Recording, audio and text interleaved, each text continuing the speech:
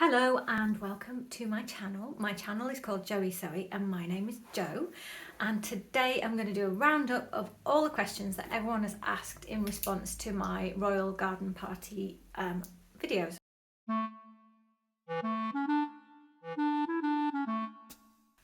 So there were loads of questions, which was great because I honestly wasn't sure if there would be. We would have just moved on and done a different video. Before I start the questions, I would just say if you haven't subscribed to my channel and you enjoy the videos, it would be lovely if you did. While I was away in the wilderness, I passed 10,000 subscribers, past 11,000 subscribers, which is amazing. But as is the way on YouTube, you'll have heard lots of people saying it. A lot of people who watch the videos aren't subscribed.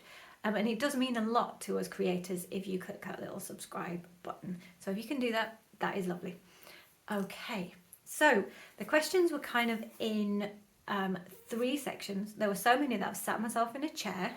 I've got a notepad here and I've got them organised into three categories. We have got questions about the outfit, which I've just realised I haven't got the stuff I was going to show you, so I'll have to go off and get that in a minute. We have got questions about what on earth happens at a garden party. Good question. I had no idea before I went. And then we've got questions about me and my family and what we've been doing and stuff like that. So all good.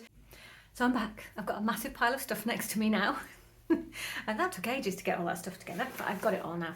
So I'm intending to hopefully name the people who've asked the questions, but if I have pronounced your name wrong, very likely, or I haven't included your name, I apologise, because there were a lot of questions, but I'm going to try and name everybody to say thank you. So, and of course I'm only using your YouTube names, which might not be your real name, like mine isn't. But anyway, Joe Wee, like Joey, but Joe Wee, asked me, did I pre-wash the fabric? Yes, I did. So I've got my dress. Oh, that's the bag on top of the dress. I've got my dress here. You've seen it in the other videos. If you haven't watched that video, go and watch it first because this one really won't make a lot of sense without it. And yes, I did pre-wash it. Do you know what? I didn't actually, come to think of it, pre-wash the lining fabric. I just didn't think about that. So who knows what will happen when I wash it, because I haven't washed it. And to be honest, unless I spill something on it that I can't get off with a spot clean, I might never wash it, because that's how I roll. I've been teaching my boys to put their jeans in the freezer rather than wash them. Anyway, domestic arrangements aside, yes, I did pre-wash the fabric, Joe. So, Marsha Loneagle. So, Marsha, you wanted to have a look at the fabric and what kind of fabric it was. So, it's cotton, and as I said, I've underlined it because I wanted that whiteness to come through. I said that in the last video, but it's shirting weight cotton, I would say. So here's me kind of waving it around, although now that the dress is underlined, it is a little bit stiffer than it would be if it was shirting weight cotton. So if you think about the sleeves, and we have a question about the sleeves in a minute, but if you think about the sleeves, you can see how the fabric does have enough body that it holds the sleeves up. But you said that you'd seen that maybe this was listed as upholstery fabric in the US. This is definitely not upholstery fabric. This is cotton dressmaking fabric, 100%. So this is what it looks like. You've seen me wave it around. And I'm going to put a link to the UK. I don't know if I did that on the previous videos, but I will put a link to John Lewis in the UK, because the last time I checked, which was a week or so ago, they did still have it in stock, and at least they'll have the composition for you. So Marsha, that is the fabric again. Shoes and bag, yes. So Kathleen Vance, you asked about what about the shoes and the bag, and you weren't the only one who asked about shoes, but I think you're the only one I've written down, so whoever it is I'm forgetting, I apologise. There's some shoes there, look. If I got a good picture of my shoes, I think I might have. I'll show you them on my legs. This links actually to a question that someone asked about the garden party, so I may end up answering it twice. About walking on the grass. So I was quite proud of myself. I anticipated garden party, grass. Walking on grass in spiky heels is really difficult. And not fun. And indeed there were people who were really struggling with that. It hadn't been super wet, so the ground could have been softer, but you are mostly on lawns. There are some hard paths, but to get your food, you're on a lawn, so you need to be able to walk on a lawn. So I went for really chunky shoes. I ordered, did I order 3 pairs? Off Vinted, which I don't know if you've got Vinted in the US, but it is an eBay, but they only really do clothes and a few household things. So these are second-hand shoes because that was what the budget was. And also I did look in the shops and I couldn't find anything that I liked. And certainly, well, to be honest, even when I totally unrestricted the budget just to see if I could find something, I couldn't find it. So these are 2 pairs. Look at the height of those heels. But as you can see with both of them, I was going for the trick of putting a huge platform on and then the heel isn't too high. I am not a professional heel wearer. So these are the ones I did not wear. I have kept them. I don't know if I'll keep them long term. These are definitely the kind of shoes. So really the heel on these is this high from here upwards, which from my feet is still pretty high, but I felt like I could probably get away with it for a day. You know, these might do for a wedding, and they're very chunky, which also for a pear shape, if we're going body shapes, putting quite a big shoe, even when it's a heel, putting quite a big shoe at the bottom of your legs helps to balance things out, because for a pear shape you don't want everything to go really narrow to the bottom, because that narrowness at the feet makes width at the hips more accentuated. I've always liked chunky shoes and I didn't know why, and when I found out that fact, suddenly it's like, oh, of course. And it just legitimizes my love of chunky shoes. So those are the ones I got, I like. I'm probably never going to wear because, well, unless there's a wedding or something. But these ones I did wear, and probably the reasons why I won't wear those mint green ones, prefer the colour, but I wore these ones and they did the miraculous thing of not hurting my feet. We were on our feet for at least 3 hours solid, and then we walked through the underground and got the underground, the subway. So then we walked through Green Park, which is one of the royal parks next to the palace, and then we walked through a subway station, an underground station, then we got on a train, and then I sat on a train, and then we walked from the underground station up all the steps and then out to my friend's house, which wasn't too far from the station, but probably all told on our feet for 4 hours and a lot of walking. Most heels would have shredded my feet, and I had a bag full of plasters with me just in case. So these are in the hallowed halls of heels I can wear. And you can actually see that the heels on these are not too big. Again, it's a bit of a trick. I get quite a lot taller because I'm not very tall, I'm 5'4", and they don't hurt. They go, I feel like, so I looked and looked and looked, and I was shopping online, but I feel like they're not the exact colour, but tonally they work pretty well. And they were less than £10 on Vinted, so that's a win. They're Next, which is not a high-end brand. If you don't know Next, it's a high street brand, so they were probably 40 or 50 quid new. Haven't had a lot of wear. They're not going to get a lot of wear with me, but they are going to stay with me for a long time because they don't hurt. So that is what I had on my feet. The bag. This is the bag that I took. It's from a local shop in our town, the independent fashion store. It was about £30. I am just swapping the strap because I put a different strap on it when I had it at the palace. But I've been using it as my everyday bag since. So it was about maybe £35. Got it from a local store, so I've been wearing it as a crossbody bag with this strap that I swapped from a different bag. But at the palace I put this chain on it, which actually came with a different bag again, to make it an over-the-arm bag, which is a bit more elegant for the palace. I didn't want to wear a crossbody bag because practical though it was, it wasn't the look I was going for. But I also didn't want an underarm clutch because I quite like the fashion look of that. Utterly impractical, especially because I had to plan to be carrying large quantities of cake and sandwiches. So I don't really want to be holding a bag under my arm. And we actually did need a decent size bag because you've got to take loads of ID with you to get in. And you have to have security clearance to go to the party at all.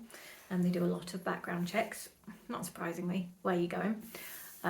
But even then you have to take your passport with you or other really formal identification. And I had my mobile phone with me, and as soon as you've got even those things, it's quite a lot. My dress doesn't have pockets. Now, that was someone's question. I don't think I wrote that down, but somebody asked, does the dress have pockets? And heresy though it is, no, it doesn't. And that was partly because often pockets spoil the line of a dress for me. I think I mentioned this in the rambly video when I was stressed of making the dress.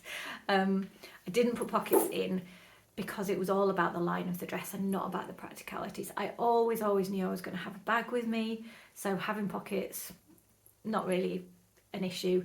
It's not an everyday dress, so I'm not going to be wearing it out and about and want pockets anyway. So no, it doesn't have pockets. It would be super easy to put inseam pockets in, and if I wanted to on a dress that style, that's what I would choose to do. I think that the New Look dress pattern, I think, had pockets with it, but I just left them out.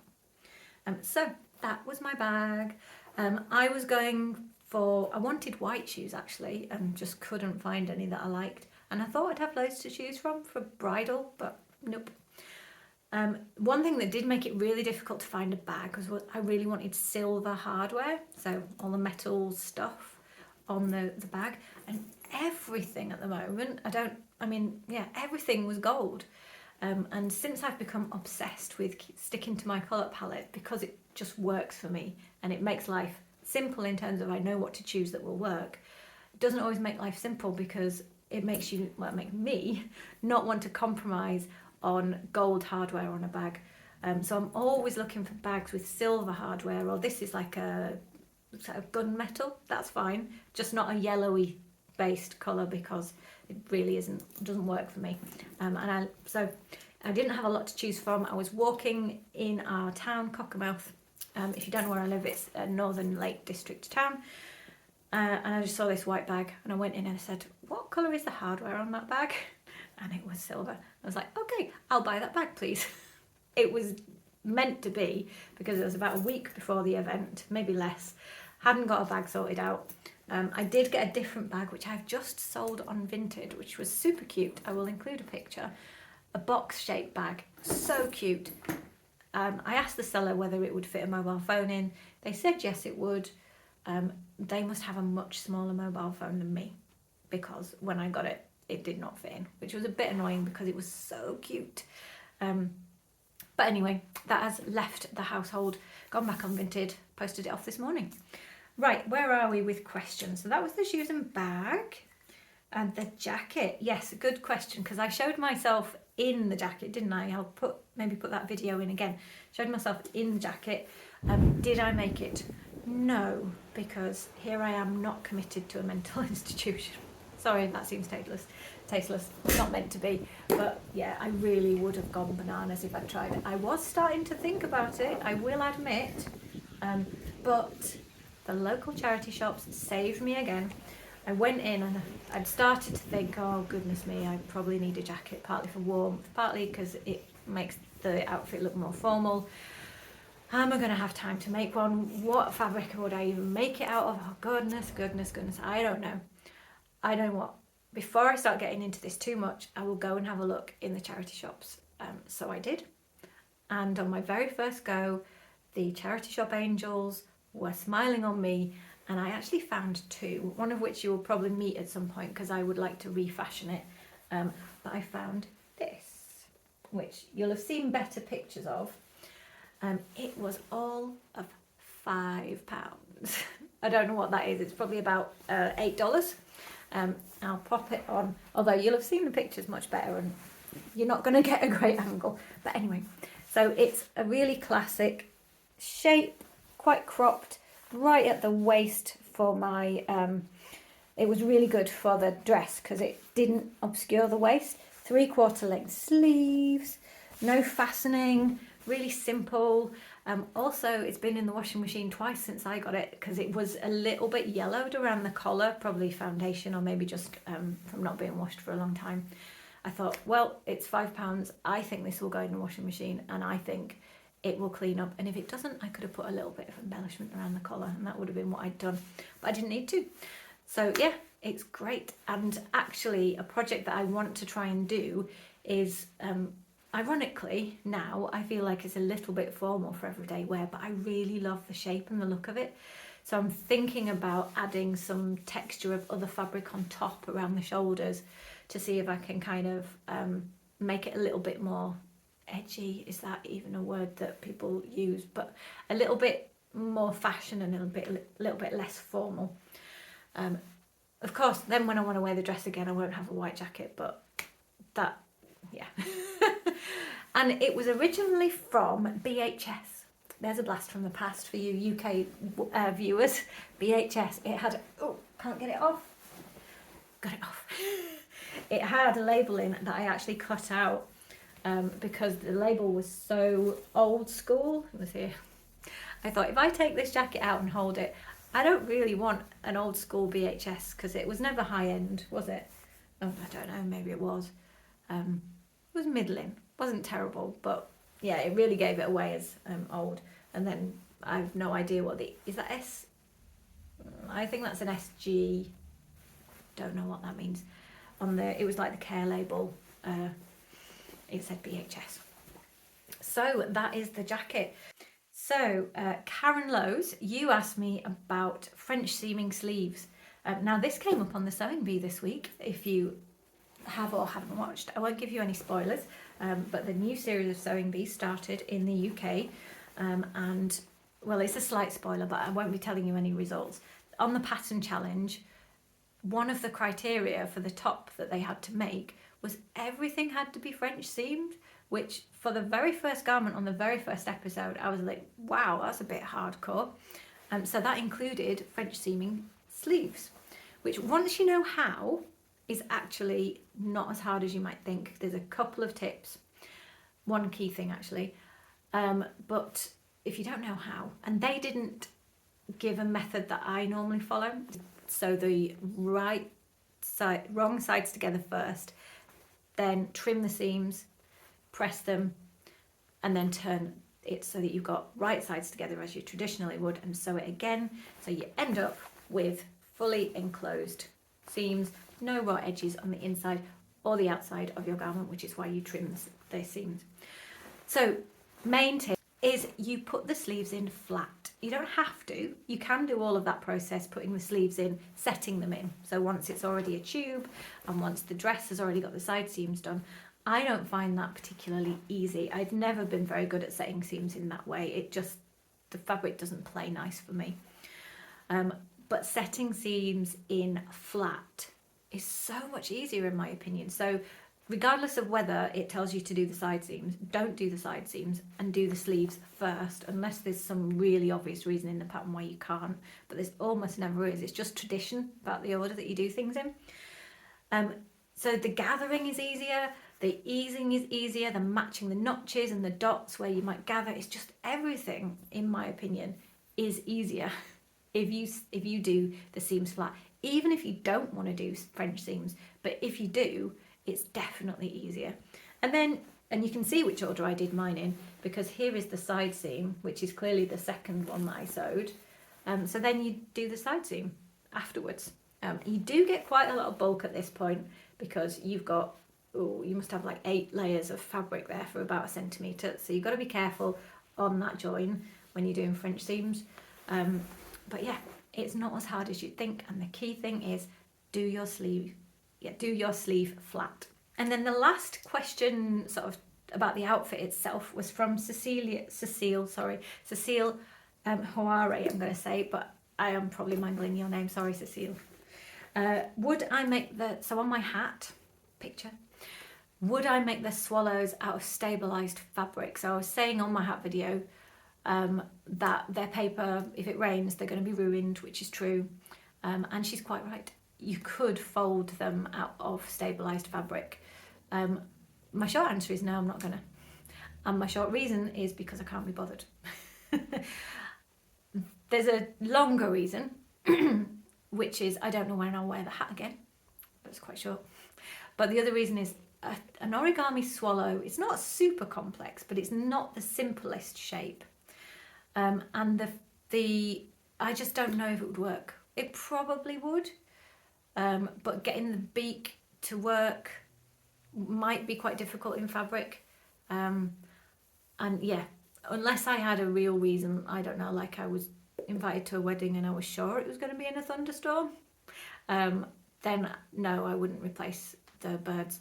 I'd probably just take it to a wedding. If it got rained on, then I would take them off and replace them with something. But until that day, which at the moment is entire fantasy because I have nowhere else to go with that hat, until that day, it will just sit and look pretty indoors, away from the rain.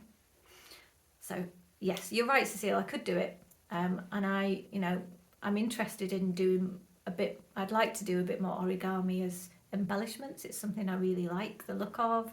So I might play around with doing a swallow or something similar, but I won't be bothering doing it on hat anytime soon. I need to walk away from that a bit. So those were all the questions about the outfits. Let's move on, I think, unless I find one I've missed. Don't think so. Let's move on to all your questions about what on earth happens at a garden party. As I said, it is a good question because I'd never been to one before. I didn't know. And you know what? The short answer is not very much.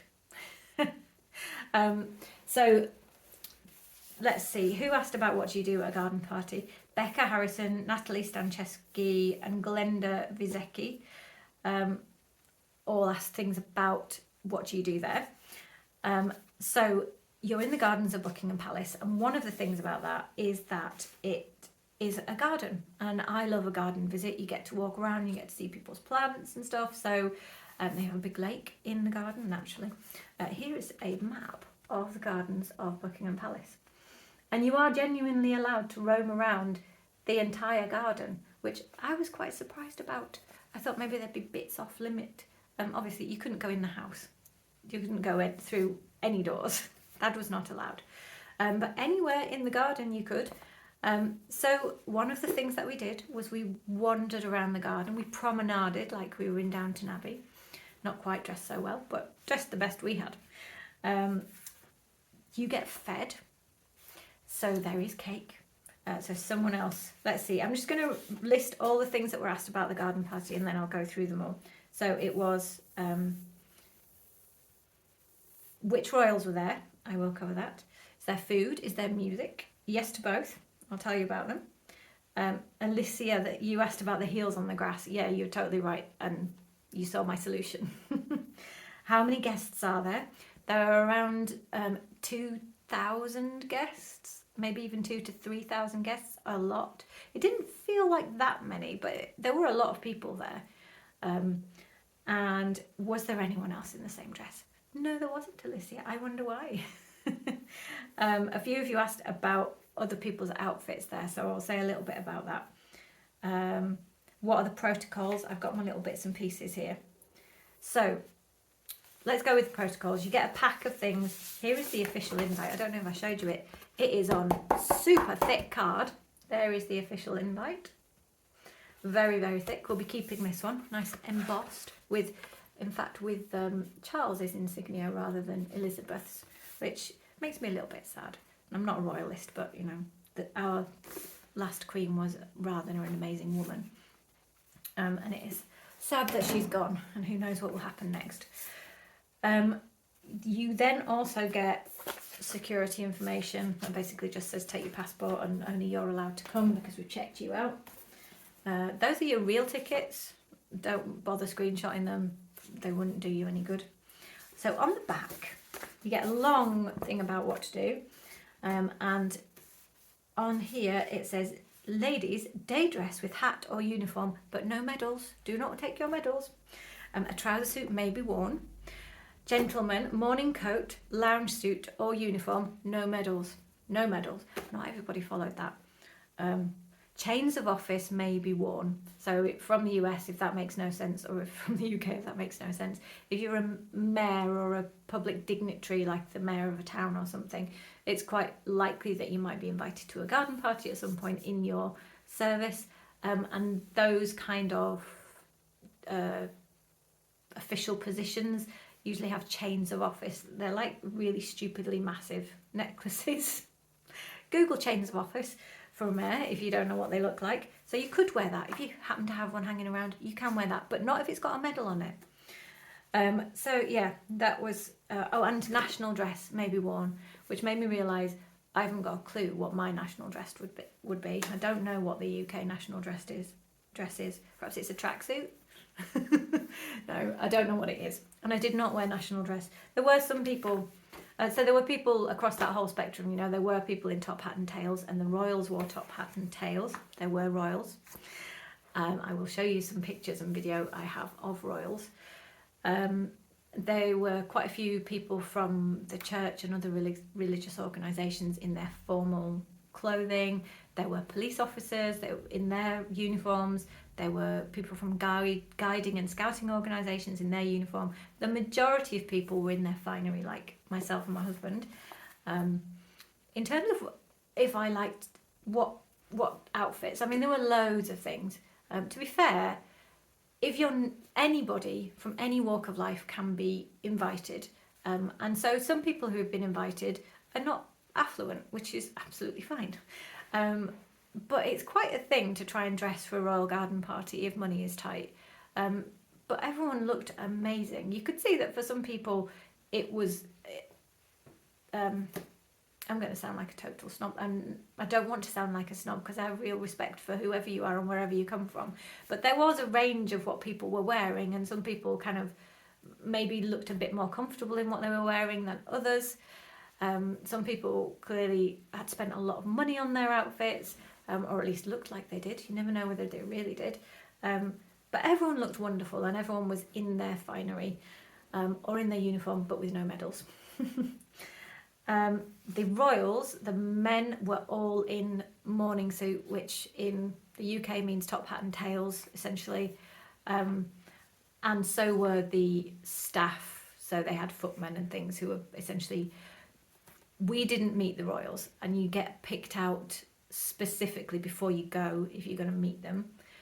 The people who get picked out are from charities that the royals who were there support. So the royals who were there on the day were the Prince and Princess of Wales, as they are now, William and Kate. There was Sophie and Edward, who are, oh, God knows what their titles are, but Edward is King Charles now's brother, and Sophie, I think they're Duke and Duchess of Wessex or something, and Princess Anne, who is his sister, Charles's sister. So essentially, other than the King and Queen, who, to be fair, had a busy weekend, the senior royals were there, which was lovely. And that is kind of the point of the garden party. You apparently usually get the senior royals because it's about paying respect and honouring people who've done really good work. So they don't just ship out any old person or nobody. I think that, you know, if that were going to be the case, they might consider cancelling or postponing the garden party to another date, because the point is, for the royal family, whether you like them or not, they want to show up and they want to show their gratitude by hosting you in their garden and feeding you and giving you tea and, you know, giving you a nice time, inviting you in, and that's their way of saying thank you. So so there are, you know, decent first tier royals. So all the time that I have been talking, and probably still now, there are videos and pictures up. I didn't meet any of the royals because my husband doesn't work in a sexy kind of charity. So, you know, he works in the nuclear industry. It isn't any royal special interest. It's great that he was honoured, and it's a really important industry because basically they save our lives every day that they go to work and make sure it's all safe. Or in his case, make sure that we know how to put things beyond use and decommission things. But it's not a sexy industry, so we were never going to meet anyone directly. But you know, we were within what we would say in the north is not very nice, and I don't mean it literally. We were within spitting distance of a royal. You know, across the length of this room, say, you know, Catherine would be just at that wall, chatting away. And that was quite nice. She looks exactly the same as she does in real life. And she's very, very thin. of slender. She doesn't look thin, but she's very slender. And she had a lovely dress on. And you'll have seen all of that. There are also beefeaters milling around. So beefeaters are what we call these guys in the costumes. We chatted to one because they basically made channels for the royals to move through in the garden, because you're not allowed to just run up to them, security risk. But so the beefeaters made channels, and they are, although that's what we call them in this country as an affectionate thing, they're actually special forces people in fancy dress, essentially. You know, if stuff went off, they would definitely know what to do. But it's a ceremonial dress of what the personal guards for the palaces have always worn. That's why they've got the funny dress. I'm sure they don't wear it at home in front of the TV. So is there anything about, music? Yeah, so they had a couple of brass bands in the garden, and they took it in turns. They weren't having a band battle, although I think they were a little bit actually. And they played some great music. So I'm sure they did some traditional stuff, but they also played some of the music from the TV series The Mandalorian, which has recently been on. We're big fans of The Mandalorian. So they played some of that, which was a bit surreal when we realised what it was, but then it was great fun. They played a whole medley of James Bond things, which was also really fun. So they did, they were doing stuff that people would recognise and that people would enjoy. And they were service brass bands. I think one of them was Navy and one of them was Air Force, but don't quote me on that. But yeah, two military bands were there, and they're always really actually very, very high quality musicians. So there was music, there was food. I have pictures of food. It was your classic afternoon tea, but it wasn't sit down. So there was a massive, very, very fancy marquee. Like, this thing is not blowing away in the wind. It's probably not even blowing away in a hurricane. It's huge and very sturdy. And a big, long, you go in the wide side, and there are short queues, very well managed, so that we don't riot over cake. And there were all little tiny sandwiches with the crust cut off, and little tiny cakes, and not massive plates, but if you're married to an engineer, then you've learned how to pile those cakes high. So we both piled those cakes high. I'm not a tea drinker, so we didn't have tea, but there was apple juice, so I had apple juice, and that was fine. And it was delicious. Other than that, you just wander around, and we chatted to a few people. A few people stopped me and said they liked my hat, which was lovely, possibly my highlight. We just walked around and kept going, we're in the gardens of Buckingham Palace. Oh my God, look, it's over there. That doesn't get old. So we just did that a lot. And ate cake and listened to a band. Oh, and video called our children from the garden of Buckingham Palace. They really didn't care. They were too busy wanting to go on the Xbox. I will quote that to them for the rest of their lives. So that is what we did, and it was lovely. It was forecast to rain and it didn't, and that was such a blessing, because it would have been a bit miserable if it had rained. I'd had an umbrella, hat precautions, but yeah, it wouldn't have been great. Anyway, I am rabbiting on. This is already a very long video. I have the next and final section of questions. So if you are a long-time Joey Zoe fan, these might be the ones you're interested in, because they're all about what the heck have I been doing and how are the family. So first of all, thank you very much for asking. Laura and Laura Jones. I wasn't sure if that was two Lauras or just one Laura twice. That's fine.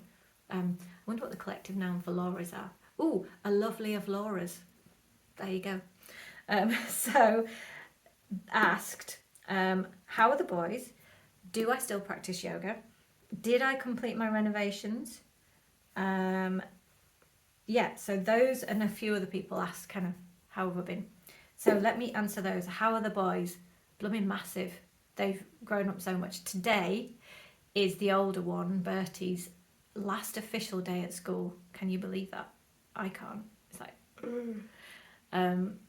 he is doing his GCSEs, which in the UK is a formal set of exams you do at age 16, and then some children will go off and stop school at that point, and go and do an apprenticeship or a different kind of further education. You have to stay in education in this country until you're 18, but of course formal classroom stuff doesn't suit everyone, so this is the point at 16 when you do these exams that you could leave formal education and go into something a bit more practical. However, Bertie has got a brain the size of a planet and already did 2 language exams last year, a year earlier than normal, and got 9s, which is basically the highest mark you can get. He's amazing. He will be staying to go to 6th form, but officially today he leaves school, and then officially in a few months he'll start again to do A-levels, which is what we do between 16 and 18. And approximately when you're 18 you do A-levels, and for US viewers, to put it into context, it's about the academic standard of first year of college, is what A-levels are. Or at least they were about 20 years ago when I came over and did some time in a US high school. Oh, it's more than 20 years ago. Anyway, a while ago.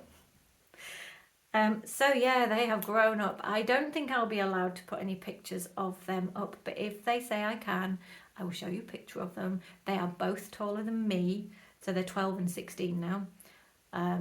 They're both doing great. They managed through the pandemic fine. Obviously it was difficult for everybody not at school, but we got off quite easily, which I feel gratitude for all the time.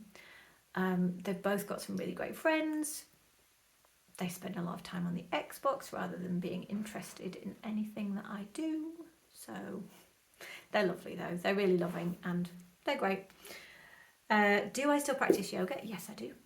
I stopped teaching yoga partway through the pandemic because I started my own business, being a psychotherapist. So I was training to do that approximately back when I also started doing YouTube videos-ish.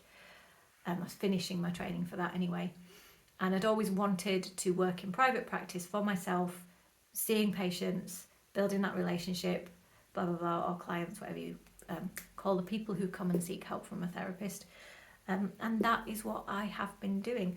It's what takes up all my time. It's what meant I didn't have any time to come onto YouTube for a really long time. But it feels like now is the time to do that. And yoga is, so I'm not teaching it, but it's still a big part of my life. And actually, in terms of self-care and mental health and personal awareness and all of that stuff, there's a really close relationship with them. So I wouldn't rule out going back to yoga teaching. I would definitely say I will always be practicing yoga. My body feels terrible when I don't, and so does my mind a little bit. So it's something I've done all my adult life so far, and I can't see me stopping. I don't do super acrobatic yoga. Some of it's really challenging, but it's a sustainable practice. If you can still breathe, you can still do yoga, and I will be.